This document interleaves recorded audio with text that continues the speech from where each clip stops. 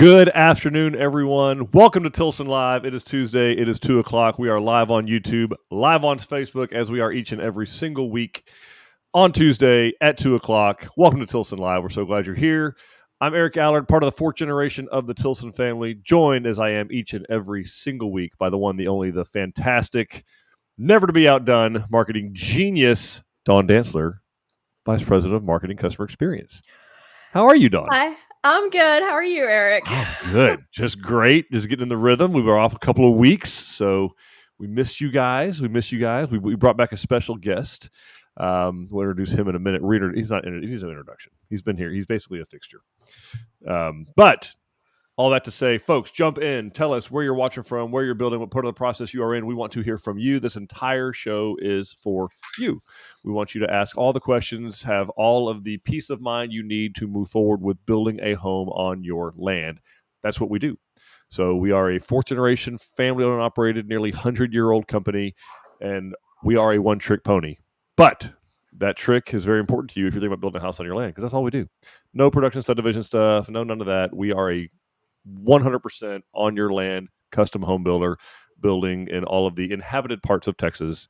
Let's face it, the ones that have been settled, that's where we build. Those 114 counties-ish, that's where we build. But while y'all folks jump in and tell us where you're watching from, where you're building, and what part of the process you're in, I'm going to introduce a very good friend of ours, friend of the show, most frequent guest on the show. I'm not going to call him a guest anymore.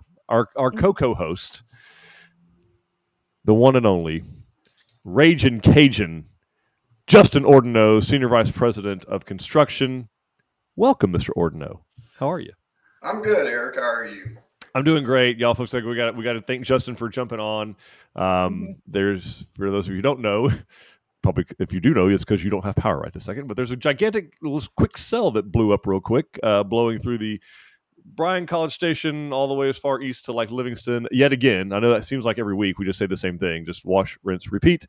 But there is a massive cell with 70-mile-an-hour straight line winds blowing through, lost power where I am. And Dawn reached out to Justin. He U-turned. He was already in his truck, went and found one of our offices that had power, and here we are. So thank you, Justin, for doing that. Scott knows what we're talking about. He's going through it.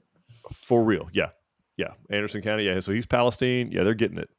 They're absolutely getting it. So, folks, jump in. Tell us where you're watching from, where you're building, what part of the process you are in. While you're doing that, Ms. Dantzler is going to tell us what in the world we're here talking about today besides the weather. Well, guys, this one's all about you. So it is ask us anything about building on your land. I mean, technically you could ask us anything about anything, but if you stay in the building a custom home on your land, our answers are a lot more reliable. But we can share opinions about other things, but really this is for entertainment. Yeah, ask us some fun stuff. But yeah, we're just here to answer any of your questions, about the process. If you're starting out or if you're further in, just, what questions you have. So if you want to know about financing, designs, we've got Justin here, who is our resident expert on construction. So bring those questions. Why do we do things the way we do them? All of that stuff. So whatever your burning questions are, we are here to answer them for you. Yep. So again, folks, this thing is all about y'all. We want to be sure that you have all those questions answered. There isn't the only bad question is the one you don't ask. I guarantee you someone else is thinking it.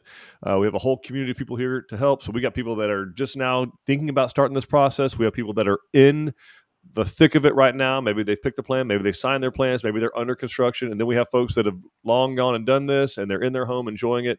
We got people at all stages. And of course, like Dawn said, we got Justin here. We can talk about construction. We can talk about customer experience, customer service, warranty, why we use the things we use. We can talk about design, financing, site preparation, big one that goes into that. What happens before we ever even set the forms and place the slab? A lot of people ask, why does it take so long to get started? There's a bunch of stuff happening on the upfront part. Justin can speak to that. So we got some folks joining us, but yeah, everybody jump in. Tell us where you're watching from, where you're building, what part of the process you're in, and ask us anything. We have some questions that we can start this brainstorming sesh with, but they'll get very boring and plus we will go off track quickly. But ask us anything you like, and we will answer it. We will answer it. Mm-hmm. And then you can fact check us. That's all the rage. Fair enough. Well, let's check in. We've got Misty, who is joining us from Mansfield, building the San Jacinto XL in Hood County. They have cabinets and countertops getting closer to being finished. Awesome. That's exciting. That's great. Yeah. Actually, I was watching on the Weather Channel. Mansfield was like getting wrecked earlier today, I think. So let's hope everything's she must have power, so that's good. Or cell service. We got Will checking in from Klondike. Howdy, Will.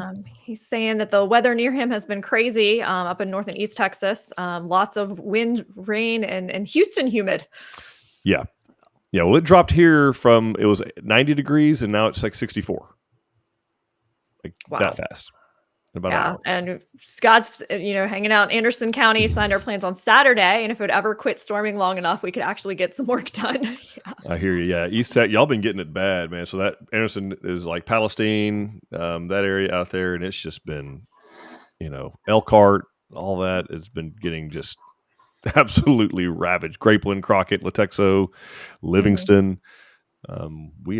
We've been getting some rain and some weather for sure. Wind, man. Yeah, lots of places have been getting it. Temple got hit really bad last week too. Oh, that's right. Yeah, it's been bad.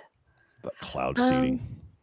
We got Donna. Hello from Marble Falls. We're almost ready to move into our Angelina. Awesome. Oh, very cool. Exciting. We've got Halloween Hippie from YouTube. Just got the forms up in Republic Grand Ranch. It looks really small. Oh, that's good. Hey, Justin, why is this? Have you ever heard that before? That we get the form set and it looks small? Man, it's okay. Calm down. We're gonna mess with it 3 or 4 different times, 3 or 4 different ways. That's pretty common. It's it'll look bigger once the walls go up. That's generally when you can really get a feel for the size of the home, rooms. Mm-hmm. Yeah, one of the things that I point out to people, so Republic Grand Ranch is a great example. I think it's minimum 2 acre lots, right? So you're talking, let's round it, 87,000 square feet in a 2 acre lot. And you're building even a big house with porches and everything, maybe 3,500, 4,000 square feet of slab, right? A footprint. And there's no partition. So there's no like spatial configuration. There's no depth perception. It's just wood on 87,000 square feet. It's 4,000 square feet of enclosed wood in 87,000. And actually, you say 87,000. Surrounded by really tall trees. So it's not like there's a fence between you and your neighbor right now either, right? So you may be looking at 6 lots. You may be looking at 12, 14 acres, and you don't know where it stops and starts, and you're looking at that. So that's very, very, very, very common. And like Justin said, once same thing when the slab gets placed, you'll say, oh, it looks kind of small, like a postage stamp. And then the walls start to go up and you're like, oh, how am I going to fill this with furniture? This is different. Well, they've also might not have completed those forms yet because they're probably getting foundation sand in there. So a lot of times once they close off the front, I don't obviously know what they've done there, but they have to leave an opening. And sometimes that opening not being there also will make it look a bit smaller. Yeah.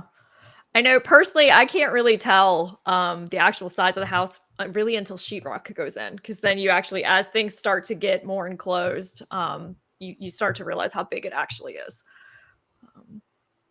All right. And Misty's saying up in Mansfield, they're having mostly wind and rain, a small amount of pea-sized hail. So okay, good. Glad it's not too bad. Yep.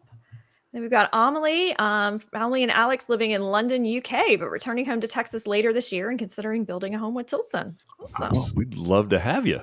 Yeah. Thank you for tuning in. Know what your questions are about the process and everything. And you would not be our first deal that we did if you had to do it from overseas in the UK, as a matter of fact. I have experience with that. So they weren't in London. They were in Bath or Bristol, or one of I think Bristol is where they were. But okay. Yeah, we can make it happen. Awesome.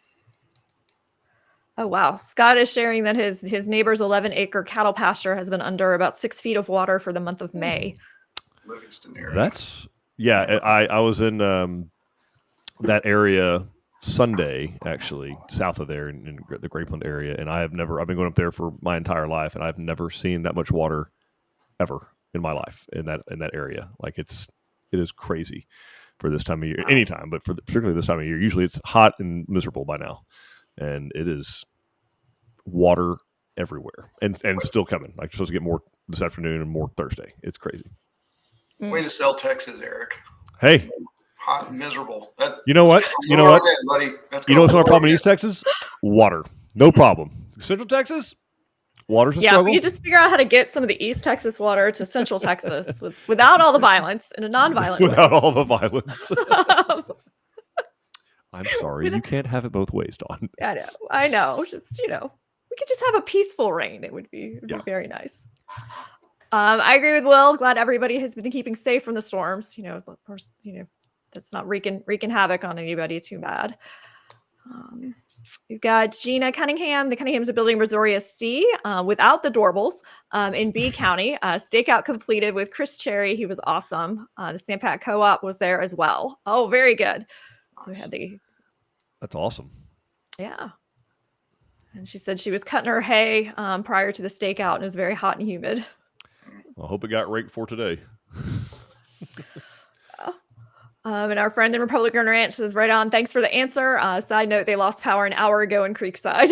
Yeah, so you know, that's the Harris County side of the Woodlands kind of. So yeah, it's the storm is blowing through, and apparently it's going to stall about right there. So hang in there because now till about 5 o'clock, you're going to be getting some. That's not good. You know what? We're way more fun than the Weather Channel too. They kind of over dramatize the thing and make it all. It's just kind of scary to death. It's not. All right, we got Philip Graves. We're building in McLennan County and are scheduled to do stakeout next Tuesday. If possible, could you explain the differences between slab on grade and a dirt pad? What are the pros and cons? On one condition, Mr. Graves, do you know anybody who has ever worked at this company before that might have the same last name, or perhaps, in the first person? Would you know? But anyway, shout out to you, Philip. Thanks for reaching out. And yeah, I know a guy on this right now that can answer that question. So, Justin. Waco area, which is kind of that middle, we could go either way, right? Like we may end up doing a little slab on grade action, maybe doing a dirt pad. What is your opinion? Pros, cons? What do you think? The concept of slab on grade or dirt pad is going to remain pretty close to the same. I mean, you're not going to see a difference in the foundation. There is different techniques that we'll deploy. Obviously, when you're building on a pad, could be uncompacted or compacted. Most likely you're going to see an uncompacted pad. And we would do that because sometimes it's more cost effective to go that route to level off the ground level so that you're not having to worry about the form boards being elevated and paying additional money into concrete. To overcome that, we'll inject hard points at beam intersections or on the perimeter. Again, it'll go back to what our engineering finds when he does the soils, and our geotech will kind of guide us on which direction for the actual foundation. But the actual technique of construction is going to remain the absolute same. It's just a different way of getting there. So you're not going to see anything unusual when you go in either option. Yeah, the one we did on extreme outer levels, maybe you mentioned it to a degree, but those are ones where we probably wouldn't want to try and chase it with a dirt pad, right? Yeah, so there is limitations there. If we have an extreme outer level like Eric's suggesting here, you cannot build that pad up enough because you'll run up against a boundary, or whether that's property line, could be a creek, a lake, something of that nature. And that dirt has to have a slope to it. So you just keep dumping at it. So there is some instances where we would just absolutely be forced into high forms in order to achieve getting a level foundation. Yeah. It's not the majority of the time around there, Philip. I really didn't think it was going to be so much. Yeah, if you get further west, kind of Coryell or even Hamilton, we do run into some of those out there where we have to look at it 2 or 3 different ways. But if you've gone to the Waco office, those entire things built on dirt pads. Actually, kind of one big dirt pad, and you can do a little bit more landscaping wise in that situation. But either way, we can make it happen. So I'm finding pictures for people real quick because I'm a visual person in case they don't know what we're talking about. So this is the difference between the two foundation types that we were talking about. The dirt pad versus doing a slab on grade, and how that sets up. And this Justin mentioned the word hard points. That's what we mean by that. So actually putting a pier down into the soil to make sure that you've got concrete going all the way down to kind of help stabilize it even more.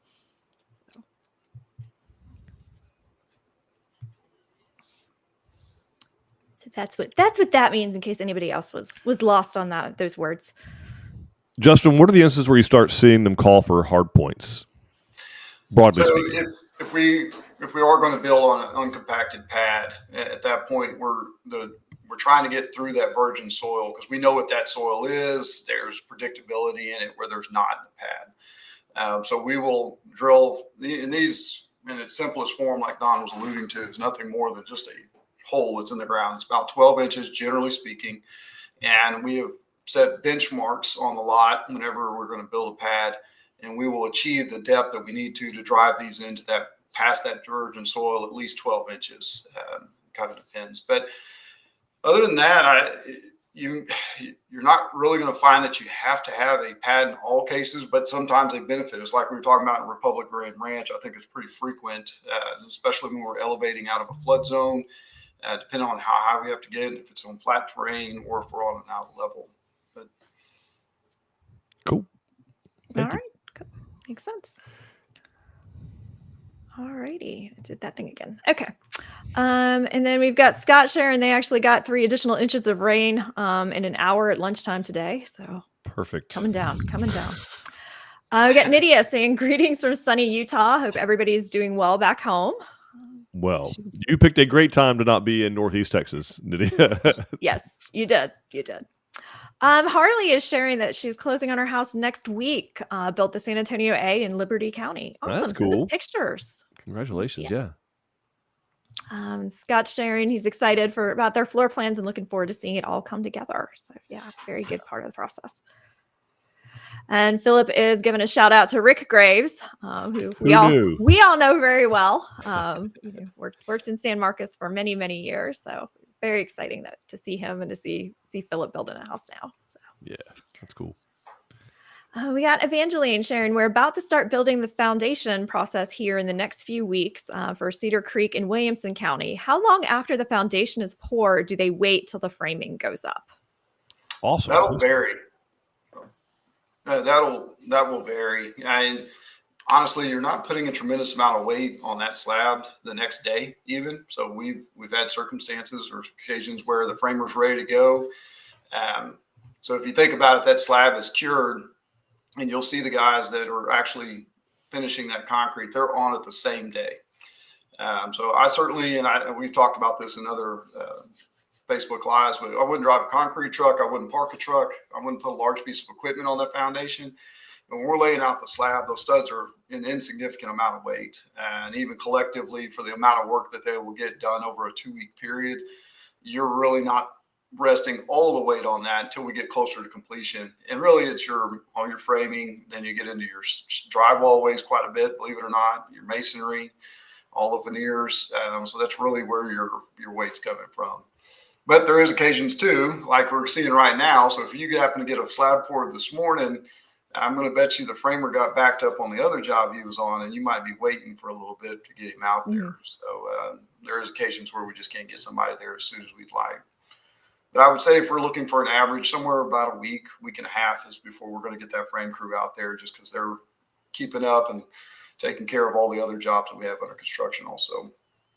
Yeah, but you do hear that, Jesse, like your point, that especially on the internet, like it needs 28 days to cure completely. You don't want to have, don't start construction, right? Like on the 2 Tilson homes I've built, we had framers on there within 2 days on both of them, just because timing, we just got lucky and worked out. But frame away, because like it's just a skeleton like of your body. It doesn't have a lot of weight to it, and it's distributed out over the entire area. So yeah, you're in good shape. There's no reason to wait if a framing crew is available. So I think part of that comes from the fact that the concrete will cure to 3,000 psi within that 28-day period, but you're not putting a substantial amount of weight on it. Well, even to that point, like while we're on it, about how long till they come out and tension the cables, even, because they don't come out and do that the next day either, right? Like it's you're within about 14 days of that time from when we poured the slab to the point we get the cables tensioned. 10 to 14 days. Cool. All right, cool. Great question, Evangeline. Yeah, that's a great question. And then we've got Harley. Harley was sharing that hers, her foundation was poured on February 15th. Framing started on the 21st, so she was within that week. Yep. That week period. Then we've got Eric saying greetings from Beaumont, Texas. Hey, Welcome, Eric. Eric. Wow. Thanks for joining us, man. Yeah, good to see you. Well, let's ask the one that hasn't been asked yet, but always does get us eventually. Let's talk timeframes, Justin. Timeframes.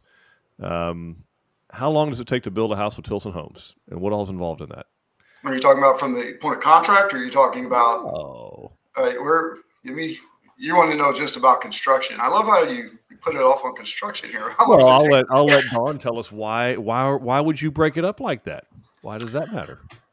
So there's a lot of work that goes into just getting ready for your home. So that is a unique aspect of built on your lot versus, building in a production subdivision. There's a lot of stuff that's done that if you were buying a lot, in a production subdivision and having a home built on it, there's a lot of work done behind the scenes before you even approach it.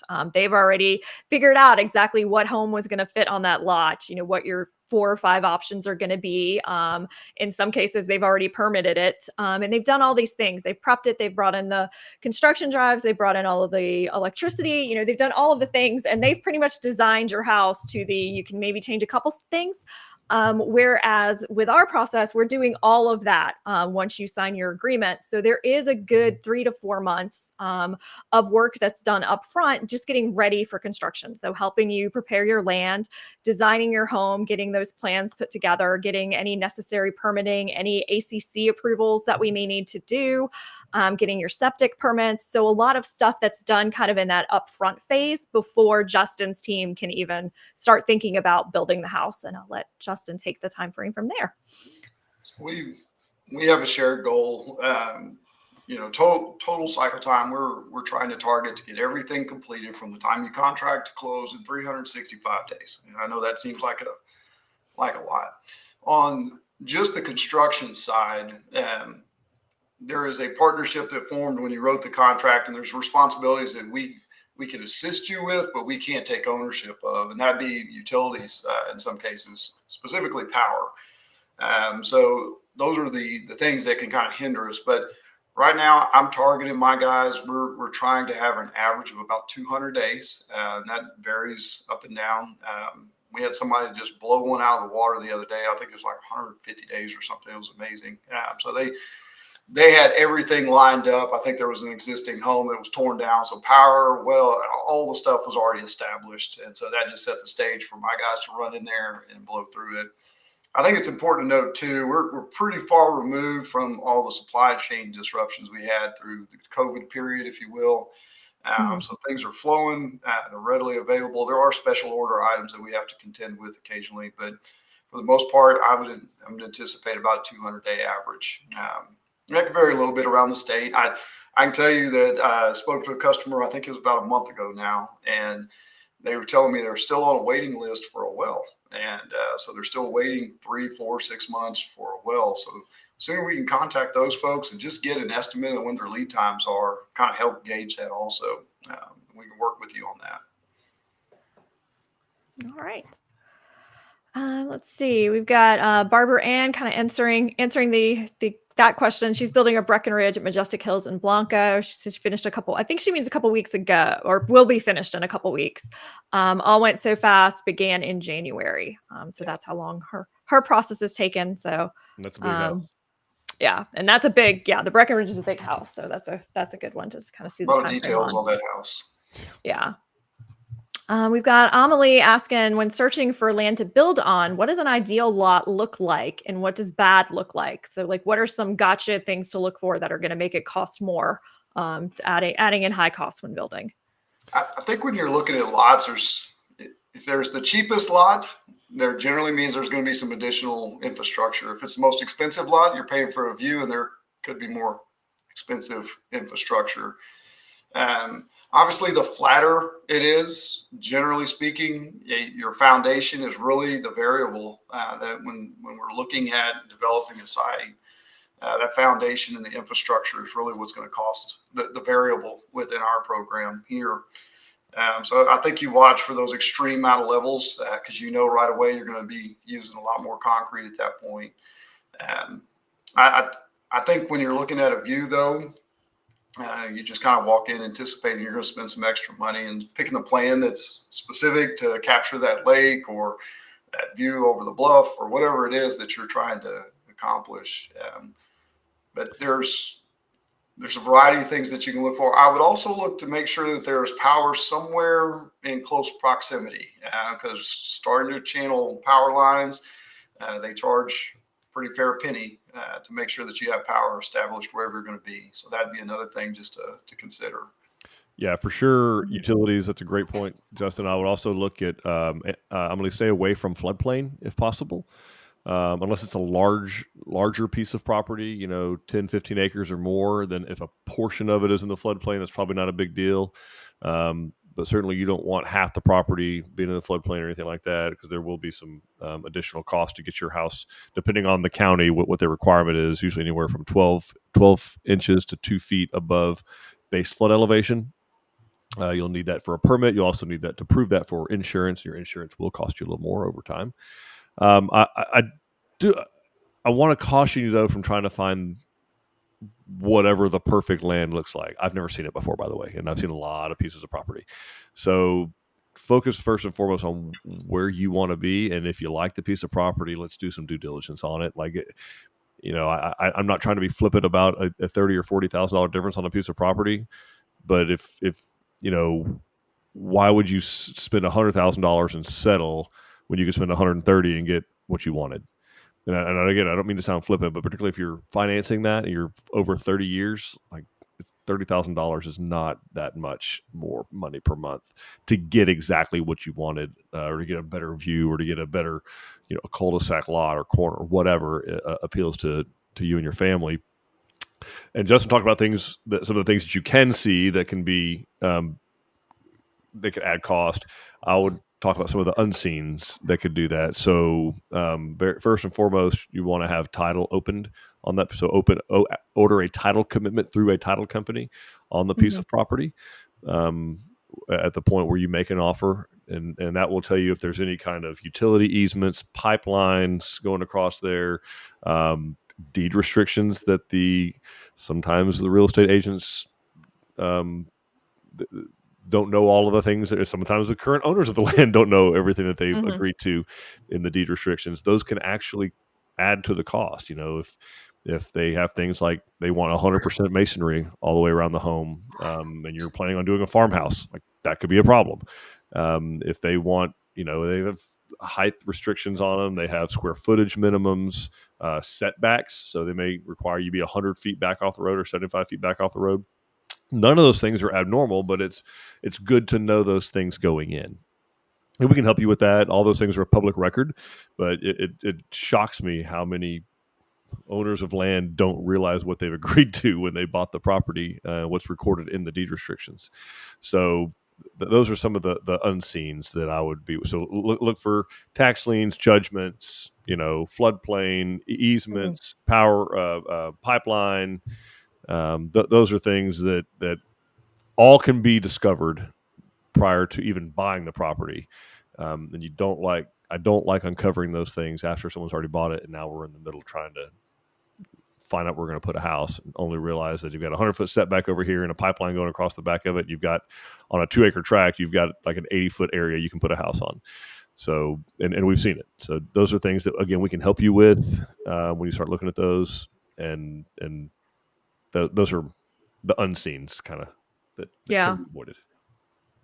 The other due diligence thing that I'll add, if you're planning on financing your home, kind of look at the other houses that are being built in the area, or that are surrounding the property. Because if you have in mind what type of home, what style, what size you're planning to build, make sure that the homes surrounding it kind of support that value, because they are determining the value of your home based on the homes that are around it that have recently sold. So you want to make sure that you're buying in an area that has homes similar to what you want to build, so you can get that appraisal. And the floodplain stuff is actually online public knowledge. Like, it's not, none of the stuff that we're talking about is hidden. You got to go to where to go find it, but you can go to FEMA and pull up, floodplain maps, and you can do it by address. So even if that piece probably doesn't have an address yet, you could probably find, a gas station or a church or something, or a house nearby or next door, and kind of slide your way over to find the piece of property you're looking at. And just with some internet searching, get some stuff done. Plus, you're like right now 6 hours ahead of us, so you got a head start already. You're 6 hours ahead. So you're gonna beat us. That's awesome. All right. Let's see. I don't see any additional questions, but I do have a list of like the frequently asked ones that we get. One of the most common one that we get is, what is my responsibility to take care of before we start? Like, what do they need to do on their property? I'll let Justin start. Don't do anything. What do you mean by that? It is your property, and you can certainly do whatever you want.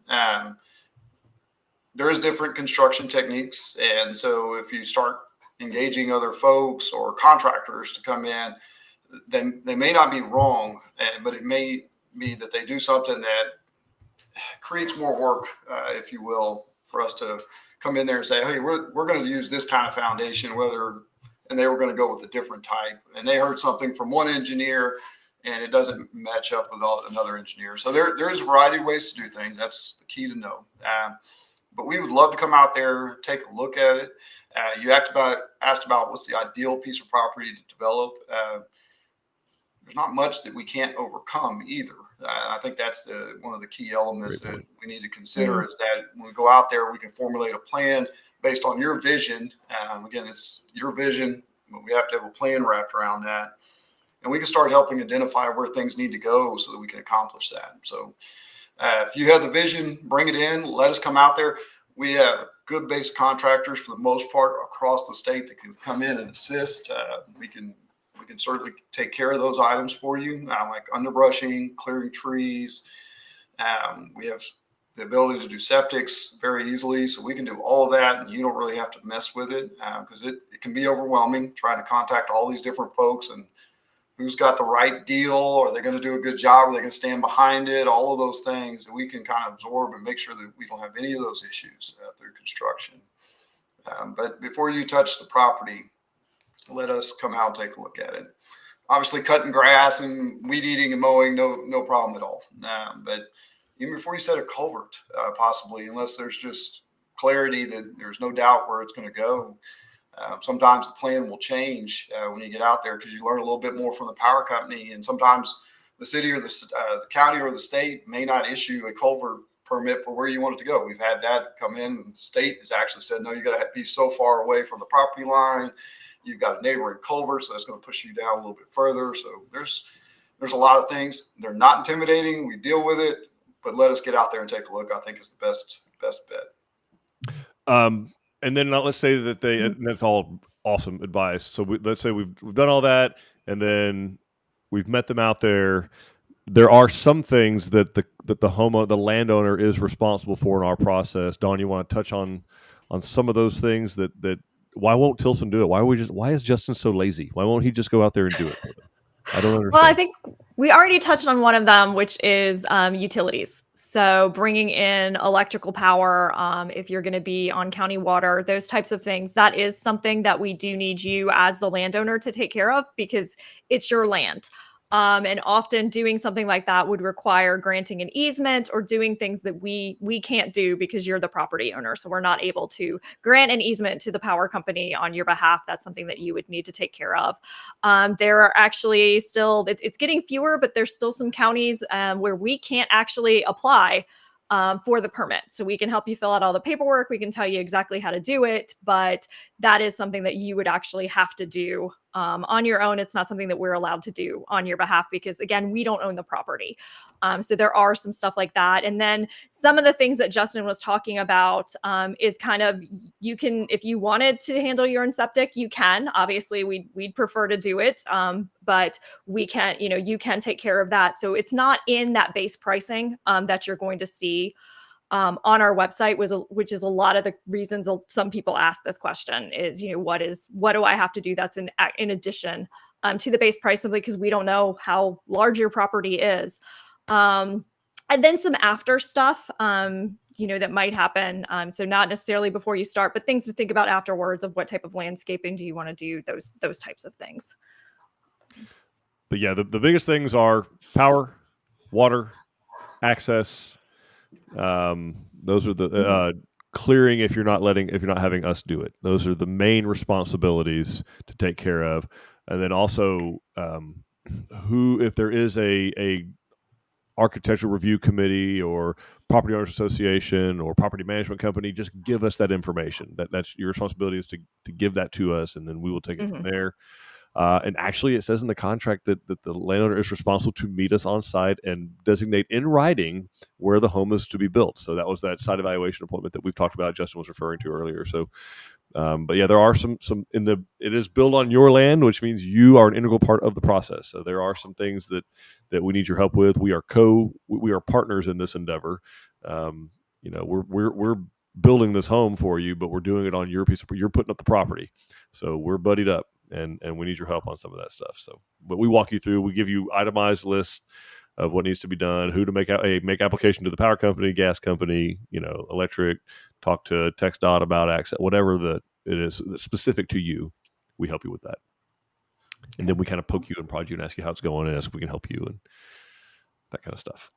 The main thing for construction, I think, when we're talking about the owner's responsibilities, there is to be successful once we get under construction, is just having clear access. So we need some kind of driveway going in there, power and water. Water is going to be necessary pretty early on in construction. So the sooner we get those, once we've done the site evaluation, we've determined what the vision is and the plan is going to be executed. If we can move those up in the time frame of what needs to be done before construction starts, that would be ideal. Beautiful. Wonderful. Well, we beat that planted question to death. What else have we got over there? Well, we've got somebody sharing that their construction is actually going very quickly. So they started mid-December, almost done in Bernie. Beautiful. That's awesome to hear. We got Tessie, who's just jumping on, reviewing plans this Saturday with Kim and Bernie, working on a Barton Springs in Kerrville. Oh, awesome. Very cool. Very cool. And the same person is sharing. Yeah, Kim is really good, and they are building a modified canyon in Bernie. And we actually think this is one of the ones that we actually had a Muddy Boots event out at their home. So nice. So yeah, more on that later. Yeah. Let's see. Another question we get all the time is, will we build their plan? So what say you, Eric? Will we build their plan? Absolutely.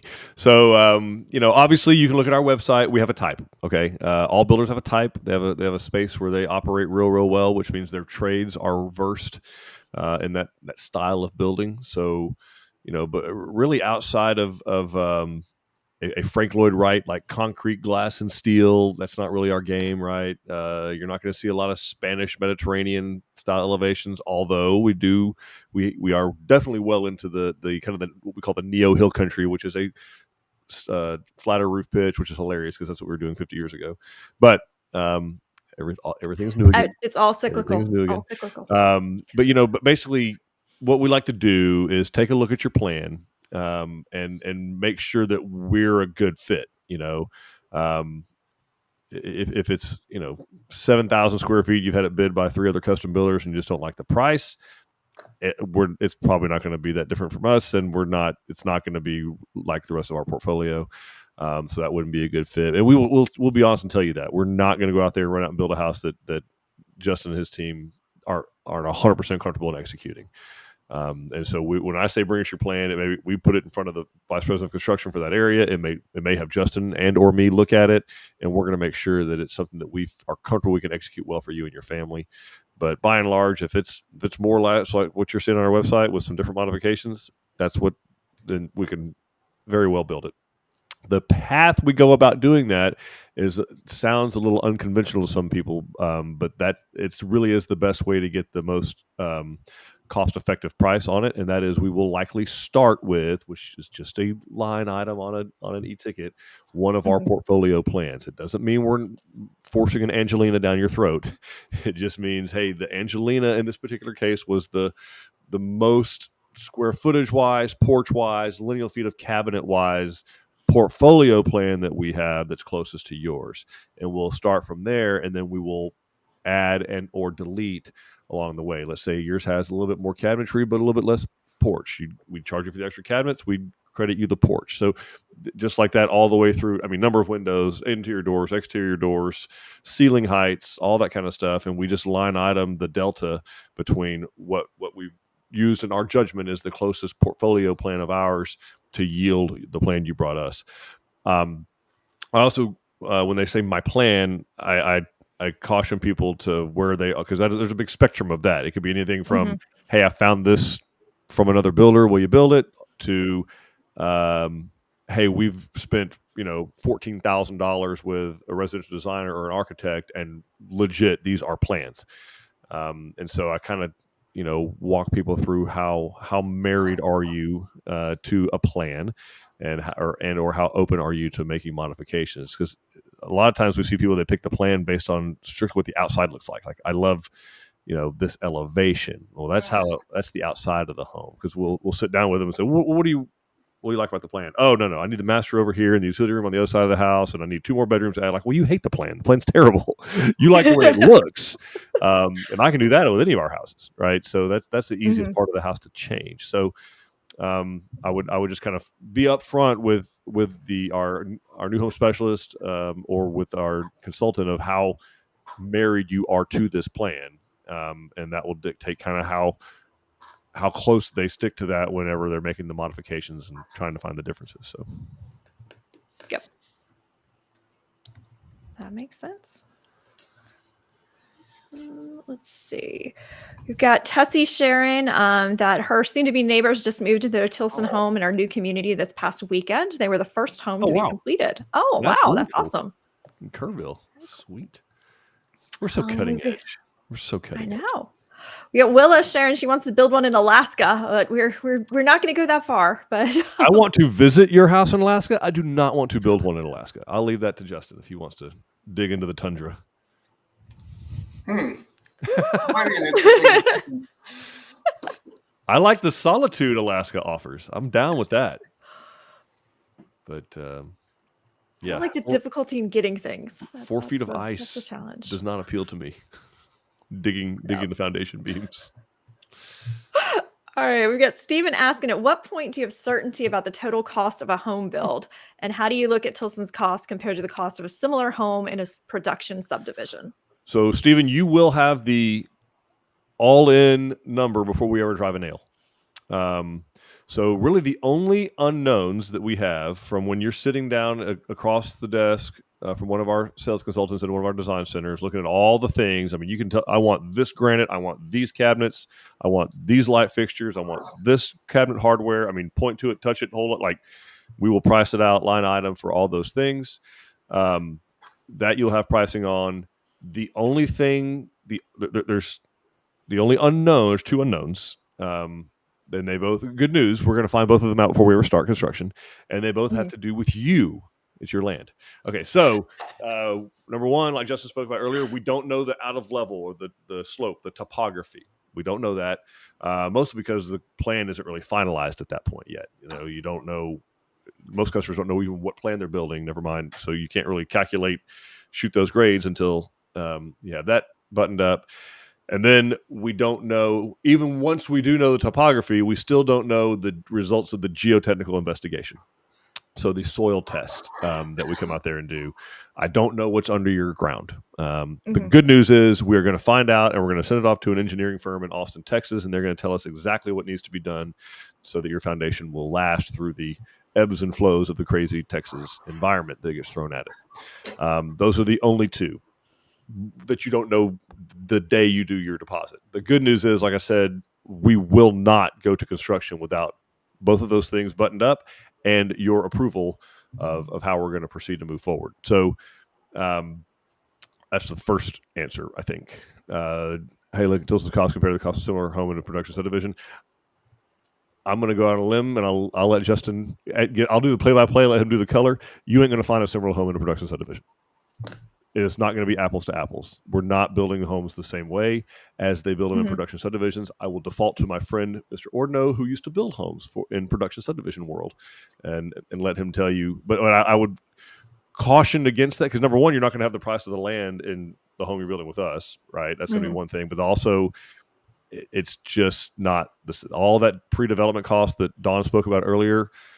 None of that's been done yet. None of it. Like, they already have pulled the permit. The roads are in. The septic tap is in. I'm sorry, sewer tap, water tap, meters, permit. All that stuff is already in before you ever walk into that sales trailer to that production subdivision. So none of that stuff's been done, broadly speaking, when you're building a home on your land. Justin, add to that. I don't think we're doing anything revolutionary as far as the sticks and bricks of the build go. I mean, production guys are using concrete. They use 2x4s. We're all number 2 material, and depending on which production builder you're referencing, they may or may not have the same specifications. So I get this question regularly, but they should list you as we do. Any material that you want to know about, we'll tell you all about what we use. We do not hide it. But you're going to see that there is going to be a difference in the materials we use. And so there's that. And I think Eric set the stage for this, but a lot of our rural builds, you are building an on-site sewage facility or septic. So you're creating an environment where you're independent. You got that, a well, and you got power, and you're totally independent. Whereas on the subdivision side, those utilities are generally already or will be established within the community, and you pay homeowners association fees and all those other things to maintain those, whereas you're going to be 100% independent. The infrastructure, the roads, all of that stuff is already there, obviously, in a production build, whereas we're going to assist you with getting access to your garage or your home from there. So it is going to have a different look and feel. I think one of the things you have to weigh into that decision is, in a production world, generally they have custom options. We have custom options also.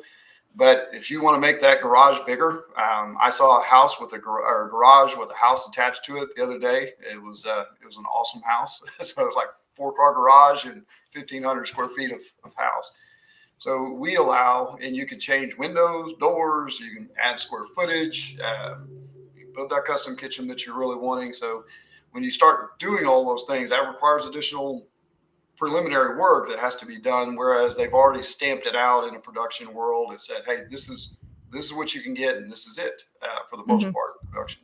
So it's really, to further Eric's point, it is apples and oranges when you're looking at it. Yep. Great question though, Stephen. Yeah. Amelie is giving me props for correctly pronouncing her name. So thank you for that, because usually I do it wrong. So I'm excited about that. You always get the names right. It's the Texas towns that we struggle with. That's because y'all just make stuff up. We just make things up. It's true. Hey. She is asking, have we ever done a granny flat or guest house that matches a main house? A big lure of building on our land is being able to grow into our land. So curious about options for that. Dawn? Yeah. So of words that we like to make up in Texas, we typically call that a casita when we're talking about it. So yeah, it's basically a little mini house that kind of matches your main house. And yeah, we offer a casita plan, and we've started doing this a lot frequently. So that is something that we can do for you. Absolutely. So I think planning is a huge part of this, that we're, going through and channeling the whole thing. Because again, if you're on your land and you have a septic system, whether it's existing or if we're going to add one in, how those structures are going to work together. They're going to be on a shared well. Is there going to be a pool or something other feature? So that's where I'm going to reiterate the site evaluation team going out there and taking a look and help you realize that vision, because it's real easy to place the structures where you want them. Then you got to get everything to work with it. So we can help through that. Casitas are so much more popular now than they were 10 years ago. So it's ADUs are all the rage. So over here, Amelie, they're calling them alternative dwelling units. Oh, wow. But that is the broad National Association of Realtor term for what we're calling a casita, because we don't. Nothing sounds warm and cozy quite like an alternative dwelling unit. So, yeah, really. Hey, we're gonna go home to our alternative dwelling unit now. Like, no. So yeah, it's a casita. It's a little house, and yeah, very good on you for wanting to lay it out that way and put some planning into that. And we leave the flats to our friends to the east across the pond. They do flats. And we actually already have casitas drawn up. I don't think any of us have mentioned that. So we already have some and designs out and there. Built. They match up. The specifications match up exactly. In fact, Amelie, you could go to our website, you could actually see the casita. I think for sure the one in Waco. Mhm. I don't know if did we ever Matterport the one in Texas Grand Ranch or not? I don't remember. We did not, but we do have photos of it. Oh, okay. So we I'm got photos of looking. that one, which is like 900-ish, 800, 900 square feet. The one in Waco is bigger than that, probably closer to 1,200. And then we can call the one we're doing in Grand Ranch a casita. The casita gordita. It is not a casita. Gordita. That is the Gordita. ultimate alternative dwelling unit. Yes. When you get to 1,600 square feet, I'm sorry, you're not a casita anymore. I know that, like, to scale with what we're building next to it, it's right, but it's not a little house. That's a big house. But Amelie, I'm going to drop into the chat. This is a link to our website with all the information about the casita. So it's got the pictures of the two that we've built. There you go. And she found it too. But yeah, so it's got the pictures of both of the ones that we've built as well as the video tour of it. So you can kind of see what we're talking about. But yeah, it's a thing. Yeah, absolutely.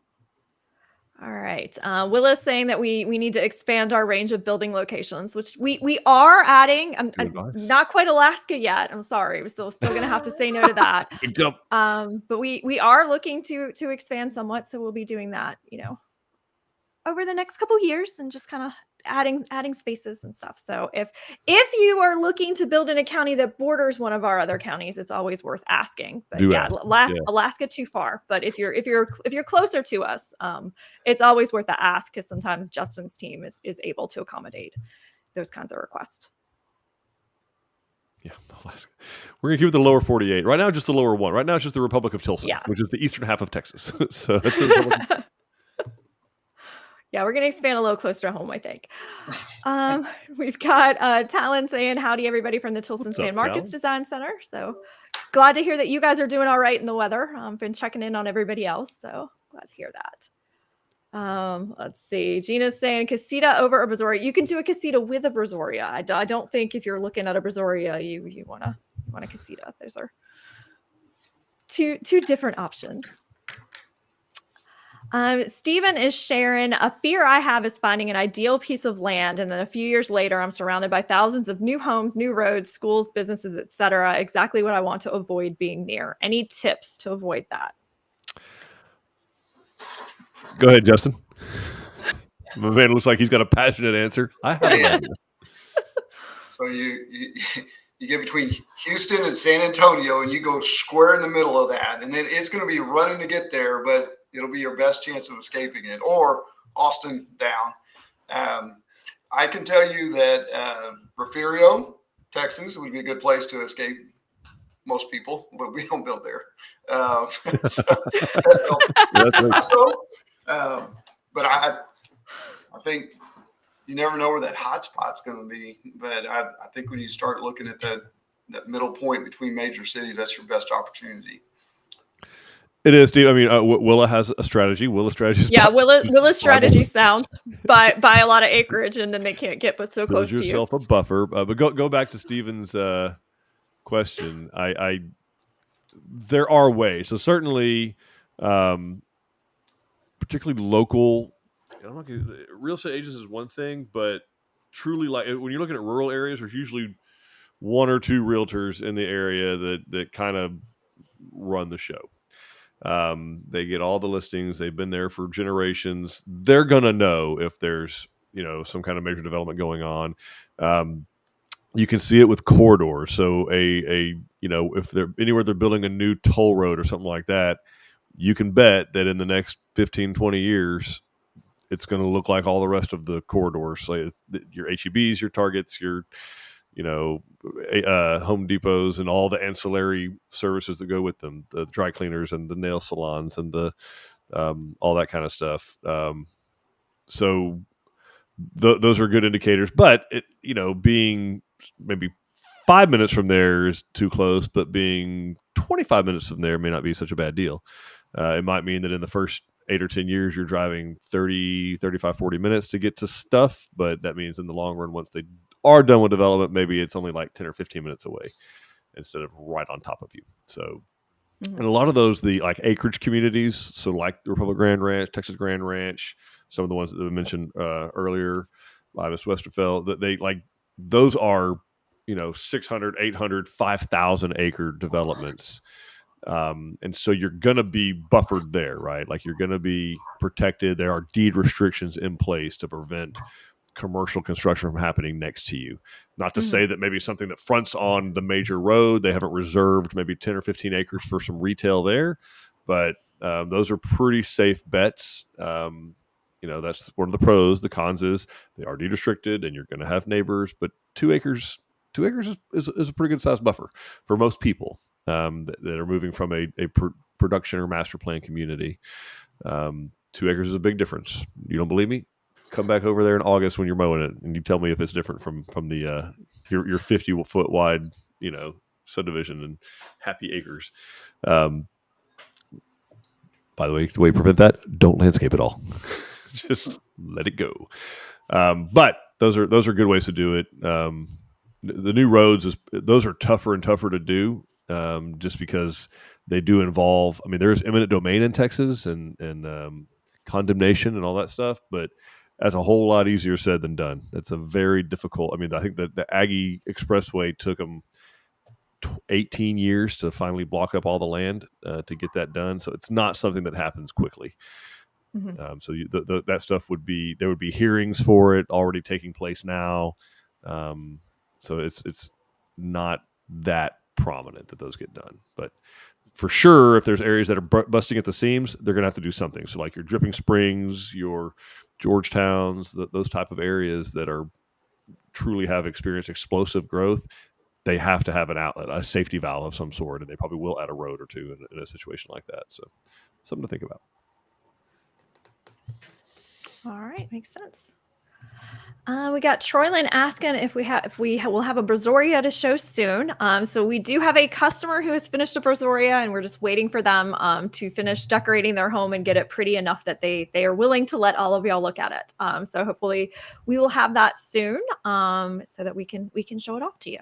We're very excited about that because I want to see one too. I love that plan.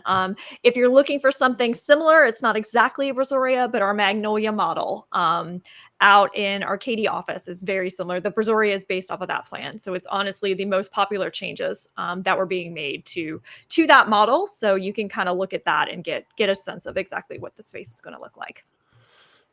I think Scott Wells mentioned Robert E. Lee. I don't know if he's referring to Lee County, which is what Robert E. Lee's named. Lee County is named after Robert E. Lee, so maybe that's what you're referring to. That's where Giddings, Page. There are some beautiful areas there, and I think you're pretty safe if you stay away from Highway 290 and maybe a little bit off of Highway 77. You're probably in good. Is LaGrange in Lee County or is that Fayette County, Justin? Fayette.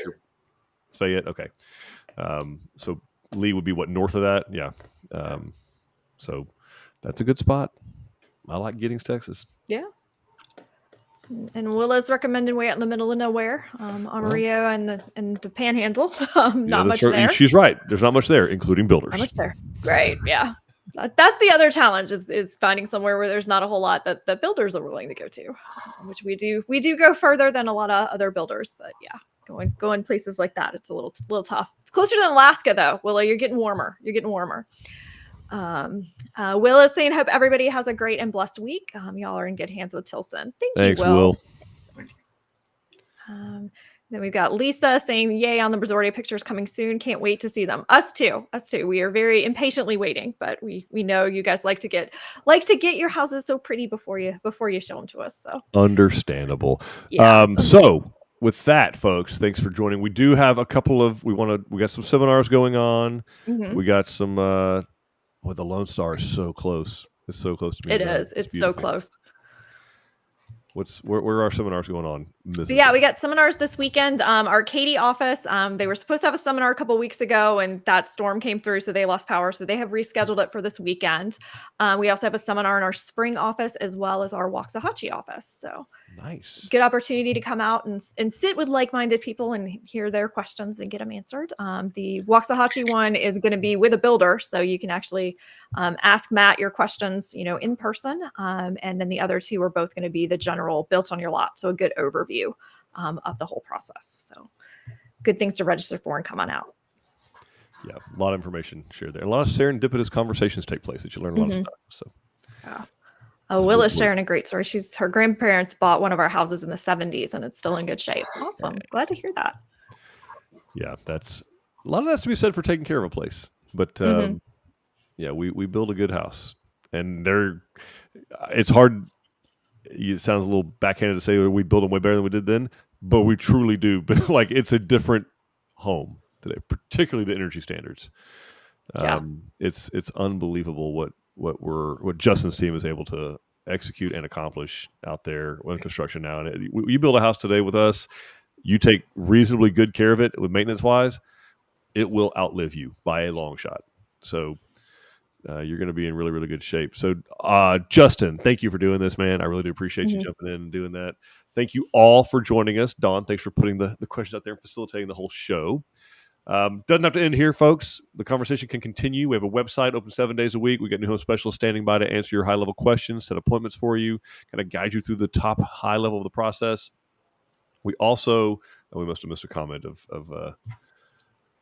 Scott's. I missed. I hope we didn't. I got the Robert E. Lee one. That's the only one I saw. Yeah, anyway. Scott, if we missed you, please post it again. Yeah, post it again. But all that to say, thank you all for doing this. Oh, we got a third-party inspector guy, Video Pivot. We do, yeah. Video Pivot is saying their third-party inspector was very impressed for drywall and final inspection. So that speaks to the quality that Tilson provides. That's nice. Thank you for sharing that. We have heard that before, but yeah, thank you for sharing. We and that is something that happens, right, Justin? Customers bring a third-party inspector in, and they're gonna find stuff. Okay, because if you pay somebody $400 or $500 or $600 and they come out there and they're like, "Nope, everything's fine," you're going to feel like they kind of just took your money. So they do sometimes go out of their way to find things. Sometimes some things are actual code issues, and those things we will fix. Most of the time what we see, and just correct me if I'm wrong, is like how we are accomplishing it. It's not prescriptive, it's performance-based, and maybe they are accustomed to seeing it done a certain way, but once we get to take them to the book, chapter, verse of the code, we are actually building it to code. It's just maybe different than they either prefer or have seen in the past.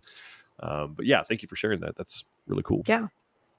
All that to say, we got 12 locations open 7 days a week with Design Center staff on standby to talk to you about all things that we are talking about here, and they can answer much more detailed questions because they deal with where you're building all the time.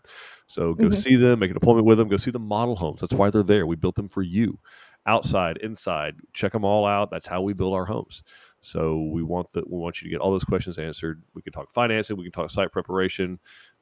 We are always on the search for muddy boots tours, and so we'll be doing some more of those. We may take part of the summer off because trying to sneak them in before it gets too hot. So it can get uncomfortable sitting in a still house. But all that to say, I think we may be done because I think. Oh, and we're back. Okay. And we lost Eric for a minute. The weather is popping up again. So thank you all for doing this. We hope to hear from you soon, and we generally hope to soon make you part of the Tilson family. We'll holler at y'all later on. Bye, everybody. Bye.